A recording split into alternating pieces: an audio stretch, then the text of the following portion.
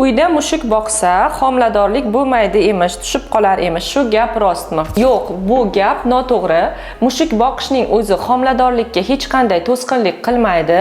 Mushuk boqish orqali faqatgina siz gigiyena qoidalariga rioya qilsangiz hech qanday kasallikni yuqtirib olmaysiz. Ammo mushuklar toksoplazma degan infeksiyani asosiy xo'jayini hisoblanadi. Ya'ni mushukning najasi orqali yoki uni silash orqali siz toksoplazma infeksiyasini yuqtirib olishingiz mumkin va bu agar homiladorlik davrida birinchi marta bu infeksiya bilan uchrashsangiz, albatta sizni homilangizda nuqsonlar paydo bo'lishi mumkin yoki bu homiladorlik to'xtab qolishi mumkin.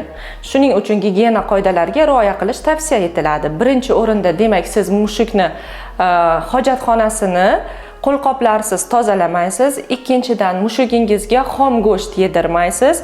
Uchinchidan, o'zingiz ham yuvilmagan meva va sabzavotlarni iste'mol qilmaysiz va yana bir narsa, xom go'sht iste'mol qilmaysiz va buning natijasida siz toksoplazma infeksiyasini yuqtirib olmaysiz. Agar ma'lumot sizga foydali bo'lgan bo'lsa, mushuk boqadigan tanishingizga yuborib qo'ying.